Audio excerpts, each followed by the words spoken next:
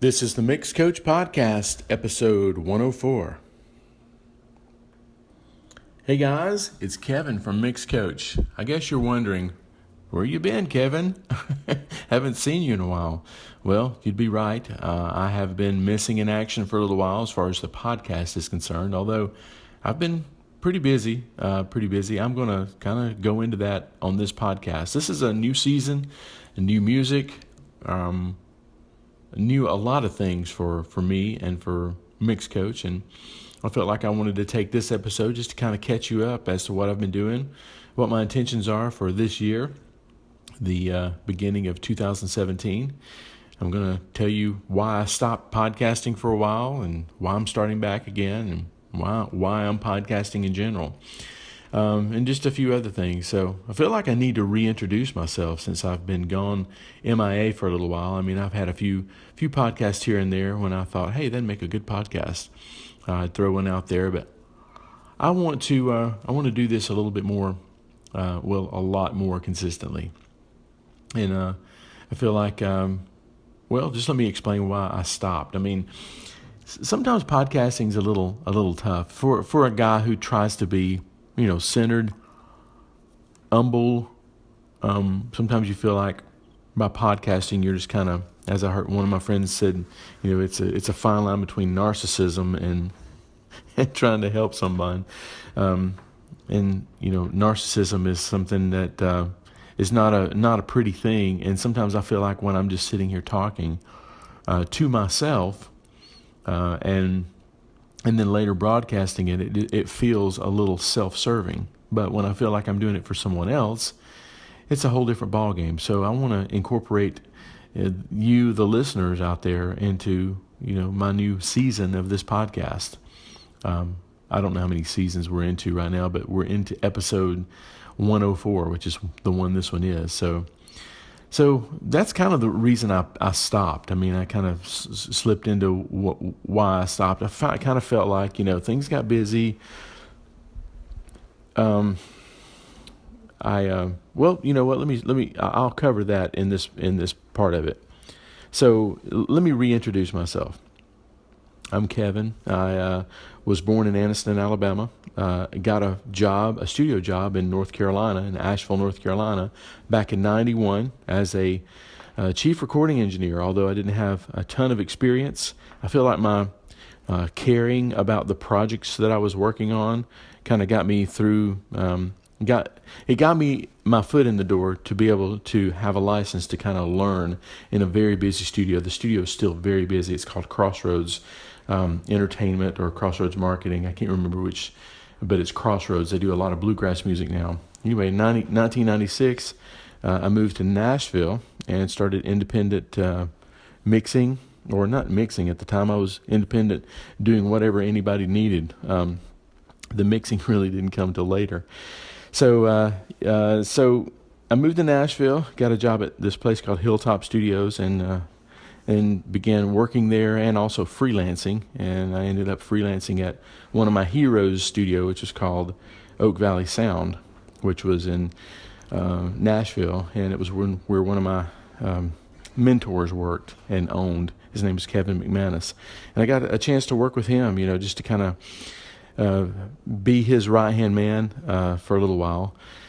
The guy that he would call and do sessions, and among a handful of other guys, I was happy to do the work and got to get to know him a little bit more. And he's still a lifelong friend of mine.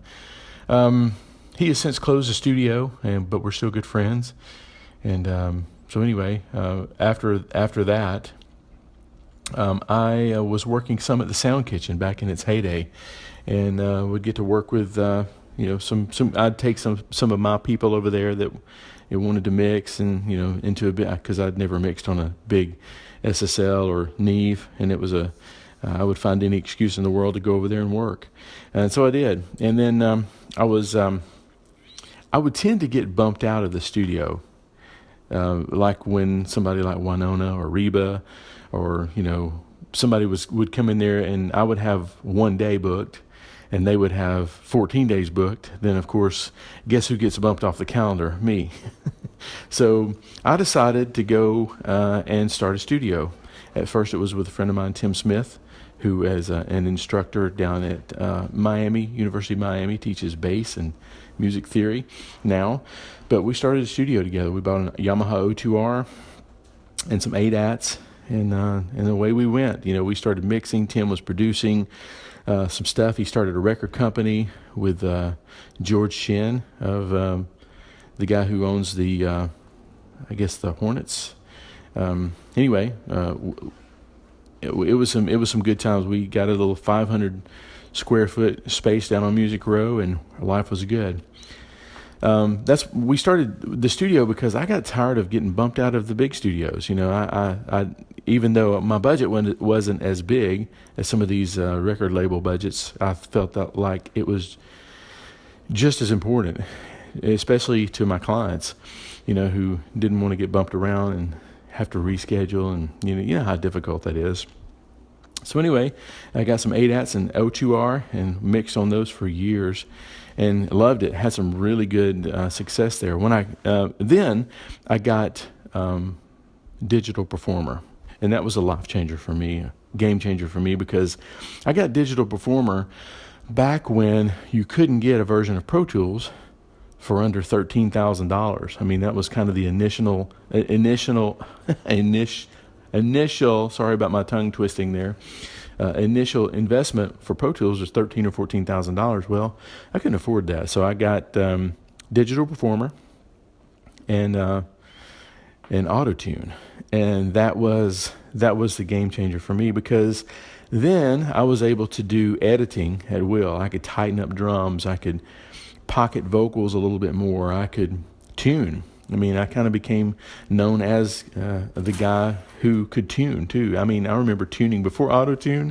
This is what I did. I got a let's see, what was it? It was an SPX 90. No, not a 90. It was a Lexicon PCM 90 that had a pitch change algorithm on it, that I would literally go in with my ADATs, and I would have the untuned vocals on one ADAT, and then I would run them through one track at a time, and I would say, oh, that note's a little sharp, and I would flatten it and run it through the Lexicon until it was at the right pitch, and then I would print that one line, and then I would go to the next line. And most of the projects I was working on was at least 3 tracks, if not 6 or 9 tracks, and I would tune every track by hand. So you can see why I became such a huge fan of Autotune. Then the Antares ATR1 came out, even before the plug-in, and I bought a rack of those. I bought 3 or 4 of those, and I became known as it's one of those things. Here's a teaching point here. For me then, it was not about gear. Although I had a Gates stay level, I had some old Jeep harned tube compressors. I bought 1178.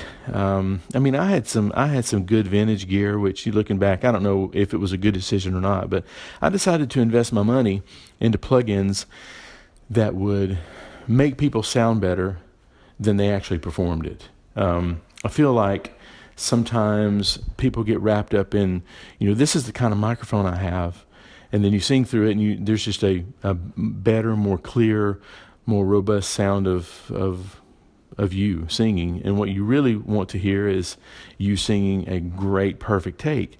So I decided to invest in plugins like that would help people to actually, take people to the next level as far as their what they're trying to convey on the record, and that's what I did. So yeah, I got Digital Performer, and then I bought the plugin, Pro Tools, the Autotune plugin, and that was a game changer too, because now I could tune vocals as an insert. I didn't have to print them to tape necessarily, as a separate process.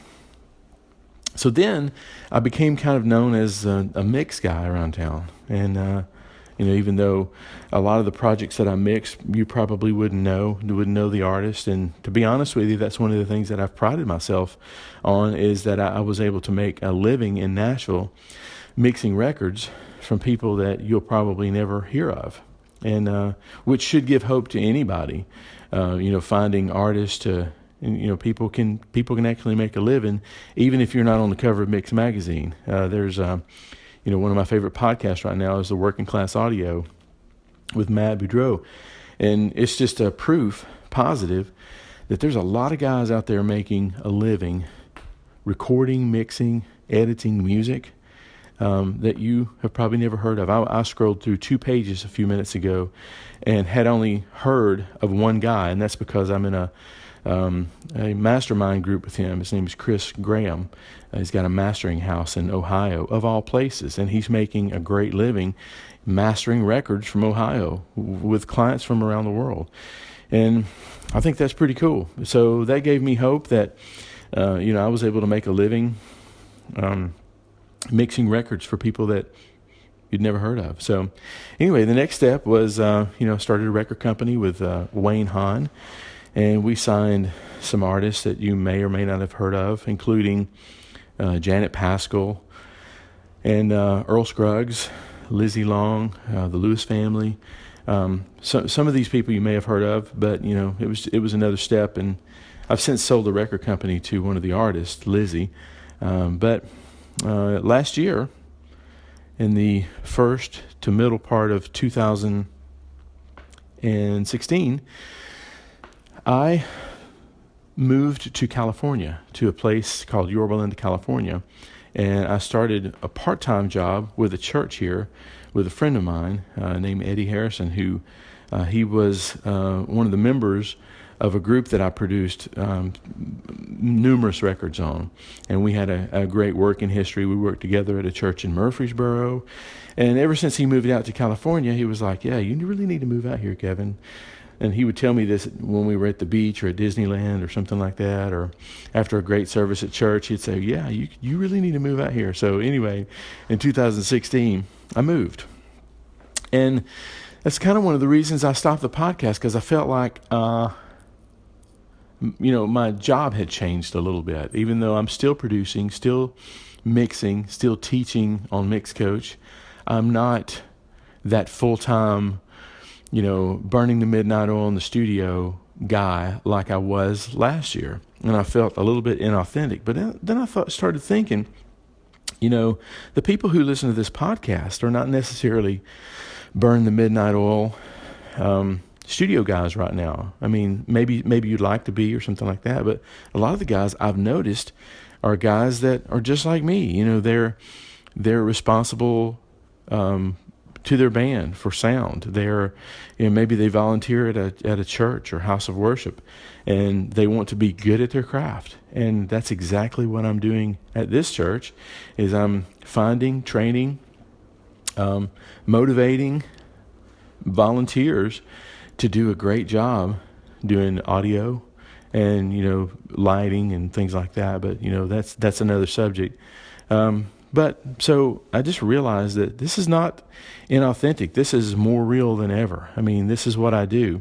And I think good mixing doesn't just happen in the studio. I mean, there are great front of house mixers that are, they're responsible for, there's records that we do. And here's my point. There's records that we do that 5,000 people may never hear. And we take pride in that.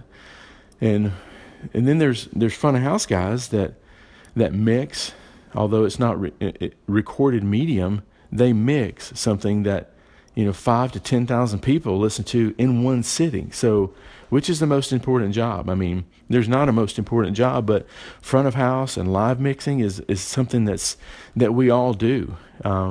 So that's another thing that we're going to dig into a little bit more on the MixCoach podcast, is not just studio, not just production, but front of house mixing, other kinds of ways to make fun and living in music. So that's a little bit about me. That's my kind of my past. I feel like I'm rambling right now. Perhaps I am, and if it bored you, then you're probably not listening to this part here. So anyway, here's what I want to do. I want this podcast to be question and answer, and I want to encourage guys who are trying to find the best way to approach mixing. Maybe if you're mixing something that you've never mixed before, a style of music you've never mixed before in an environment or something like that, I want to be a resource for you. There's a lot of resources out there now, some great podcasts, some great websites, but I want this place to be. So what I'm planning on doing is interviewing guys who are making livings or at least making impacts on people that they are mixing for, and encourage you through that. I'd also like to take your questions. I will give you a link. There will be a link in the show notes. It's called mixcoach.com/questions. And if you go there, there's a form there that you can fill out, and you can put a question in there. You can put your name. You can put your website. We could do interviews, or I can just answer questions. Just go to that link, put your questions in, and every week I would like to give you something that would possibly encourage you to keep mixing, to mix better, to mix well, whatever. So every week I will be coming out with a podcast. Don't know exactly which day it's going to be yet. Haven't worked out all those details, but this podcast is probably one of the hardest ones I've done, because I've got this affliction that afflicts a lot of creative people, and it's called perfectionism. Sometimes we won't do anything because we don't think we can do it perfect, and that's just a sign of a creative mind, because you can imagine, you can see into the future, and you can see what could have been better, but we can't let that stop us, right? We have to do it and improve it later. And done is better than perfect, right? So with that being said, this episode of the podcast is almost done. I just felt like I needed to reintroduce myself, tell you a little bit of my backstory, and maybe you can listen to some of my podcasts later on, and maybe they'll help, okay? So again, that link that I want you to visit is mixcoach.com/questions. And we'll listen to your questions, and we'll go from there, okay? Hey, thanks for hanging out with me for a few minutes. Thanks for letting me be a little bit narcissistic and tell you my story. I'm looking forward to hearing your stories too, okay? So that's it for this episode of the MixCoach Podcast. I will talk to you soon.